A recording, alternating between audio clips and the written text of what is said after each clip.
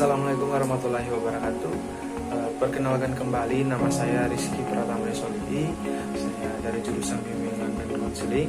Saat ini saya semester 5, Fakultas Ilmu Pendidikan Universitas Negeri Gorontalo. Baiklah, di sini saya akan menjelaskan materi dari mata kuliah BK, DTK, dan SD.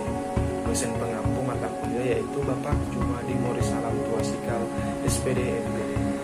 Baiklah, materi yaitu mengenai bidang layanan BK, TK, SD. Pada materi ini terdiri dari 4 sub. Langsung saja masuk pada materi pertama. Kita simak ya. Sub materi pertama yaitu bidang layanan BK, TK, dan SD.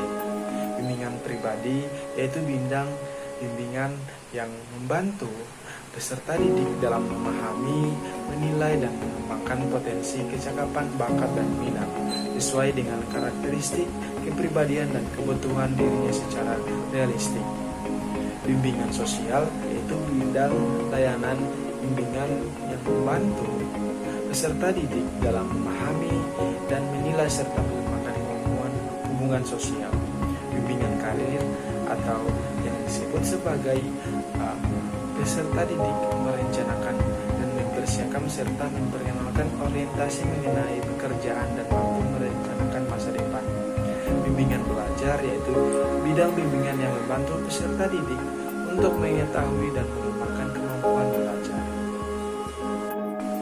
Sekarang kita masuk kepada sub yang kedua, jenis atau komponen layanan BK, DTK, SD. Menurut Samsu dan Juantika dalam bukunya Landasan Bimbingan dan Konseling 2014 menyatakan bahwa struktur program BK diklarifikasikan ke 4 jenis layanan, yaitu yang pertama layanan dasar. Layanan ini merupakan layanan bantuan bagi individu yang disajikan secara sistematis dalam rangka membantu individu mengembangkan potensi secara optimal. Yang kedua, layanan responsif. Layanan ini merupakan layanan bantuan bagi individu yang memiliki kebutuhan atau masalah yang memerlukan bantuan dengan segera. Yang berikut, layanan perencanaan individual. Layanan ini dapat diartikan sebagai layanan bantuan kepada individu agar mampu membuat dan melaksanakan perencanaan masa depan berdasarkan pemahaman dan kekuatan dan kelemahan dirinya. Dukungan sistem. Kegiatan komponen tadi merupakan layanan BK kepada individu secara langsung, sedangkan dukungan sistem merupakan komponen layanan dan kegiatan manajemen yang secara tidak langsung memberikan bantuan kepada individu atau memfasilitasi kelancaran perkembangan siswa. Sekarang masuk pada sub materi yang ketiga, yaitu ciri-ciri program layanan BK, DTK, dan SD. Program bimbingan yang baik yaitu program yang apabila dilaksanakan efektif dan efisien. Ciri-cirinya sebagai berikut.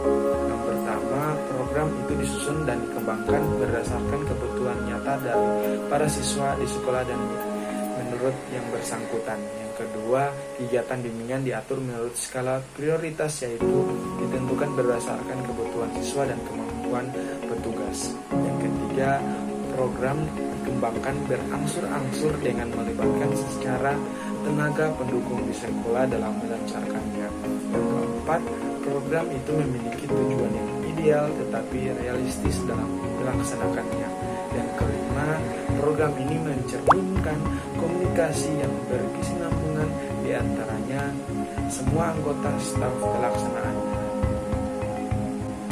Yang keenam, menyediakan fasilitas yang diperlukan. Yang ketujuh, penyusunan disesuaikan dengan program pendidikan di lingkungan sekolah yang bersangkutan. Yang kedelapan, memberikan kemungkinan pelayanan kepada semua siswa. Yang kesembilan, memperlihatkan peranan yang penting dalam menghubungkan dan mendukung sekolah dengan masyarakat. Yang kesepuluh, berlangsung sejalan dengan proses penilaian diri baik mengenai program itu sendiri maupun kemajuan dari siswa yang dibimbing secara mengenai kemajuan pengetahuan, keterampilan, dan sikap para petugas dan pelaksanaannya.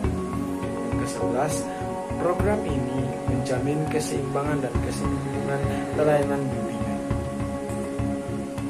Submateri yang terakhir yaitu penyusunan program layanan BK, DTK, SD. Penyusunan program bimbingan dan konseling umumnya mengikuti 4 langkah pokok, yaitu identifikasi kebutuhan, perencanaan kerja, pelaksanaan kegiatan, dan penilaian kegiatan.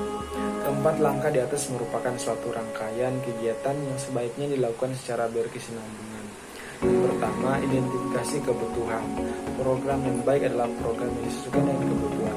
Yang kedua, penyusunan rencana kegiatan. Rencana kegiatan disusun atas dasar jenis-jenis prioritas dan diprioritaskan oleh kebutuhan konseling. Dan berikut pelaksanaan kegiatan. Pelaksanaan kegiatan merupakan realisasi rencana program bimbingan yang telah disusun. Yang keempat, penilaian kegiatan. Penilaian dilakukan mencakup semua kegiatan bimbingan dan konseling yang telah dilaksanakan. Penilaian dilakukan pada setiap tahap kegiatan dalam keseluruhan program. Hasil penilaian merupakan gambaran tentang proses seluruh hasil yang dicapai disertai dengan rekomendasi tentang kegiatan berikutnya atau follow up. Penyusunan program bimbingan dapat dikerjakan oleh tenaga ahli bimbingan atau konselor dan melibatkan tenaga bimbingan yang lainnya. Dalam menyusun rencana program bimbingan dan konseling harus diperhatikan hal-hal sebagai berikut. Pola dasar yang mana sebaiknya dipegang dan strategi mana yang paling tepat untuk diterapkan. Yang kedua, bidang-bidang jenis layanan mana yang sesuai dengan melayani kebutuhan konseling. Yang ketiga, pengaturan pelayanan konsultasi. Yang keempat, cara mengevaluasi program.